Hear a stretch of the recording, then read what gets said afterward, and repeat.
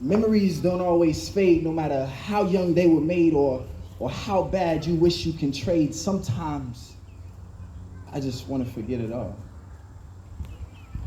See, I remember times like a clock remembers its past.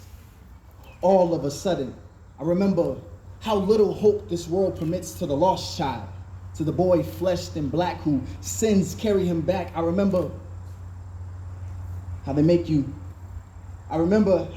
sleep in a bed that you didn't make, then wake you to sleep, make your nightmares a daydream, promises a daydream. One day, if you do what they say, because they just love the picture your pain paints, and this becomes the centerpiece of your life story, the parts of you always wanted to forget, but you fall in desperations of being the one who made it, so you ride on the coat's tail of your life's hell, hoping to see heaven's gates, or at least hear your snaps and applause. Hoping that these poems make it abroad. Mama raised me to take what I have and leave it to God, but I just want to even my odds, leave him in awe, fight the fight for my son so he won't be seen as a fraud. But now I'm stuck screaming at y'all, and you're too busy in romance with my pain while I'm fighting these demons. You see, the difference between the sound of this poem leaving my mouth is the difference between fireworks and gunshots. I mean, either way, I spit fire, but these aerial shell cases begin with bitter endings.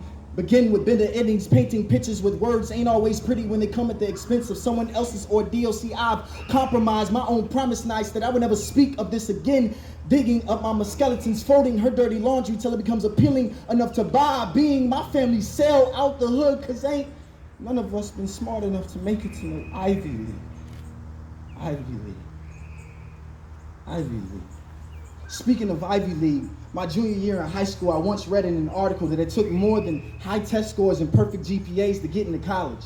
And as a matter of fact, I felt that was ironic, but nonetheless, most of these prestigious universities look for students' achievements and their ability to stand out, as if being black isn't already outstanding, as if being able to apply isn't an achievement in itself. When we see our parents outlive their children every day in our neighborhoods, and yet still the black face takes up less than 9% in the most prestigious colleges in America, and I wonder why. I mean, how many Eric Garners do we have to have before our sons stop being gardeners and our parents stop being gardeners, putting their seeds back in the earth? See, our pain is a recycle of our past, and don't we all deserve to be something more just because we are alive, not by how we made a living? And here I go again, using the struggles of my blackness, giving metaphors deliverance out of tribulation, digging up a mouth full of other people's skeletons, painting pictures with words, just to hear your snaps and applause, hoping that these poems make it abroad. Our mamas raised us to take what we have and leave it to God, but we just want to even the odds, leave him in awe, fight the fight for our sons so they won't be seen as a fraud. But how can we, when we stuck screaming, trying to fight off these demons, sometimes we just want to forget. Thank you.